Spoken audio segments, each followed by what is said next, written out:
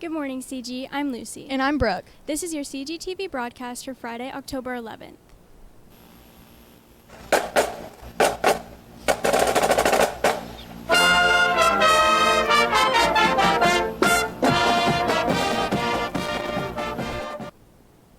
This school year, we have adopted a new AIM schedule with STAR on Mondays and Fridays and AIM on Tuesdays and Thursdays, while also using a new application for AIM selection, Securely Flex, another version of our electronic hall pass. In the past couple of weeks, admin has had trouble with students not reporting to their assigned location or simply forgetting to sign up at all. On Mondays during STAR, we ask all students to choose a location to go to for AIM on Tuesday and a location for AIM on Thursday. But what you may not know is that that location can change. So your choosing a location is not the end of the process. Every Tuesday and every Thursday, you need to check at 10:30, which is the end of second period and the end of seventh period. You need to check what your AIM location is. Teachers can pull you for various reasons, even after you have made a selection. And sometimes the selection you've made has to change because of a teacher absence or some other need. If you end up in the wrong location, you will end up with a consequence. That could be an hour of detention. If it's the second time, it could be 2 hours of detention. If you are skipping class and just going somewhere around the building where you're not supposed to be, it can be a whole day of in-school suspension. So you need to make sure that you are in the right location. Be sure to sign up for your AIM locations before 9:30 on Tuesdays and Thursdays and double check your location within 10 minutes before AIM on the day of. Along with the new schedule of AIM, many students have seen a new type of testing in their classes this year. Group testing has become a popular test method in certain classes around the high school, where students will complete their tests with their classmates. Charlie Bennington, Asa Sherman, and Maya Krause bring us this story. Recently, some teachers have implemented a new way to test, group testing. Instead of students taking tests with no communication and with no help from others, they take tests together where communication and bouncing ideas off of each other are expected. Mr. Hart now describes why group testing is used in his classroom. We have tests where we're going to have tables and groups of kids that may or may not even be friends with each other, extremely engaged with the curriculum and content, sharing, helping each other. Oh, Mr. Hart mentioned that on that lesson. I remember that. This question is definitely going to be B, and collaborating. And it's been awesome. And every time I did team tests last year, results were generally higher than if you were to give the room the same test individually. Students around his class and many others use group testing on a weekly basis. Melody Freeman, an AP history student, shares her experiences and opinions with group testing. When you're in a group test, you can debate the topic and even like two answers. If you're stuck, you can talk with other people that have similar thinking to you and decide on what the best answer is, because you might know different things. While this system has been useful for many students and teachers who utilize it, it's not always a universal fix. Miss Barker now talks on why group testing is not always a perfect fit. I don't know that I would use it in all classes. I use it in my AP US history classes, but I choose to not use it in my freshman world history classes. And it's not necessarily that I don't think that freshmen can handle it. It's a different type of testing for a different type of class. Teachers who use group testing in their classroom says it helps with critical thinking, team building skills, and test scores. Teachers around CG continue to use this new way of testing and encourage other teachers to see if it would be a good fit for their curriculum. Back to the studio. Thanks, guys. This past week, the boys soccer team competed in the first 2 rounds of sectionals. The team has gone undefeated this season and is poised to make a deep run into the postseason. A big factor to the success is club soccer's effect on playing abilities, skill sets, and competitiveness of the players. Ben Baranco brings us the story to the players' dedication to club soccer as well as school soccer. Many high school soccer players also play for club soccer teams in the off-season. Club serves as a way for athletes to improve their skills year-round. For senior soccer players Evan Hewitt, Owen Durrell, and Austin Loudon, soccer has been extremely prevalent throughout their entire lives. I've been playing from around the age of 3 to now, so probably 15 years. 14 years now, since I was 4. Since I was 3, so about 15 years. Club soccer plays a significant role in many of these athletes' lives. For senior Evan Hewitt, club soccer is a way for him to escape the demands and pressures of society. Club soccer, it's more been a way as like kind of my decompressing from school, everything that's going on and all the stress that I have. It's just been a way for me to kind of relax and just calm down. Although club and high school athletes both participate in the same sport, the differences are stark. Increased competition and different ways of playing the game leads to development of key soccer skills. Club, you have probably 10 solid guys on your team. High school, some teams can have 2. So you got to develop different playing styles. You see a lot of different playing styles between club and high school. It's a big speed change between high school and club. Everything's a lot quicker. You also get to see a lot of new coaches' styles, and you get new points of view on the game. I've been able to grow as a leader because in high school soccer, like freshman, junior, and sophomore year, I was never really the oldest guy, and I was always listening to the guys who were older. But in club soccer, everybody's the same age, and I can just develop my skills as a leader there. Yeah, I would say the competition in my club years are much more difficult, higher level than my high school.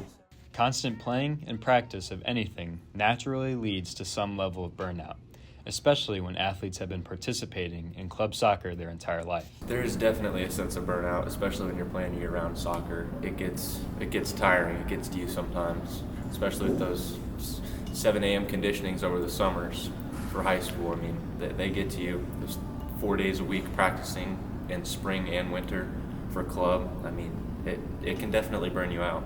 When I was like 13, I almost quit, but I ended up kind of just finding that passion again and growing my love for the game even more. Well, it was kind of that age where everybody was growing, and I got moved down to the second team, and then that, along with I was swimming too, and I was getting a lot better at that, I started to feel like it wasn't really worth my time.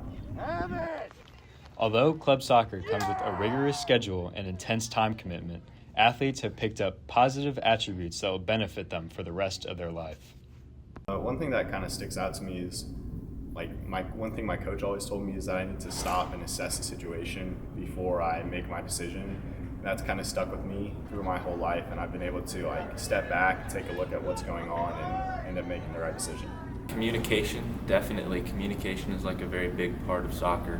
With 10 other guys on the field, if you don't communicate, you're going to be lost out there. So, I mean, I've learned how to communicate well, and leadership, obviously. You got to keep your guys accountable. Everyone's got a spot they have to be in, a job they have to do. If they're not doing that job, you got to get on them. I mean, leadership is definitely a very developed part of soccer. I would say that discipline is the biggest thing for me. Just going every single day, every single weekend, you devote all of your time towards one thing, and that really carries over to life as well. Come out and support your Trojans this Saturday as they take on East Central in the sectional championship. Thanks, Ben.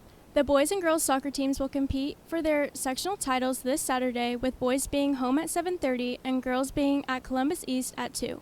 Be sure to wish the teams good luck. While the soccer teams both had busy weeks, Guitar Club took the week off.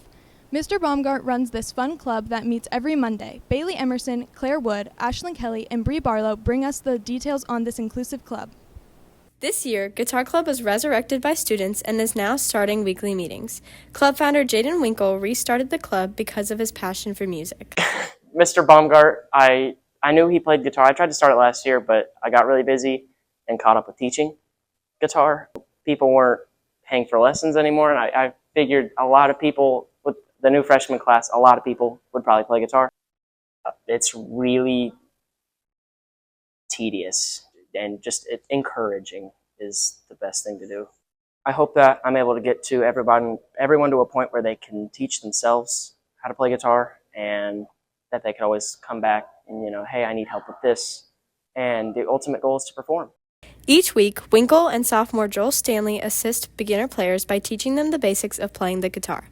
With learning any instrument, it's going to be hard at first, so we still have that challenge in Guitar Club, but I feel like our first lesson went really well, and they really started to get the hang of it. The beginners would work with Jaden and I, and the more intermediate to advanced people would kind of just go there to play guitar with each other and learn from each other. Members of the club, like sophomore Max Hoover, find deep peace and connection to it. It's honestly just a very comfortable environment. There isn't really much of a competition going on with it. You're just all there to just listen to each other, have fun, do what you all like to do, and just learn off of each other while doing it. Because it's just a nice place to also meet people that have similar interests to you, and to just have that connection and just listen to others play and just play yourself. Guitar Club is meeting every Monday after fall break from 3 to 4 p.m. in room 353. Thanks, girls. For more information on Guitar Club, see Mr. Baumgart at an appropriate time. It has been a great week at CG, but I know we're all counting down the days till fall break. In light of many students leaving for vacation, Taylor Townley went out to see if students could identify states on the newest episode of Trojan Talk.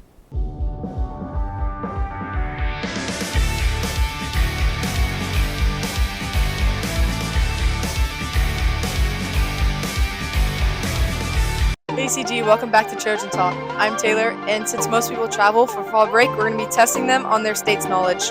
Can you find North Dakota? That is correct. Can you find Delaware? That is incorrect. Can you find Nebraska? That is correct. Can you find New Jersey? That is correct. Can you find Kansas? That is incorrect.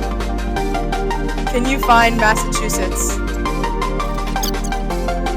That's incorrect. Can you find Idaho? That is correct.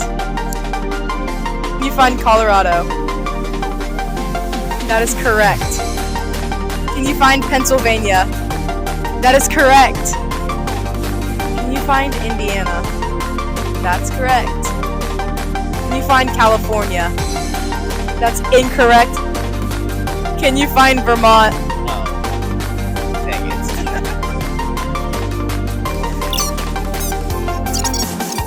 That's incorrect. Dang it. Can you find Texas? That's correct. Can you find Kentucky? That is correct. Thanks for watching CG. Come back next week for our soccer segment. Thanks, Taylor. That had me questioning how much I knew about the states. Be sure to have a fun and safe break, CG. That's all we have for you today. Follow us on Instagram at CG Trojaneer and at Trojaneer Sports for daily news updates, or visit our website, trojaneer.com. We'll see you after break. Bye.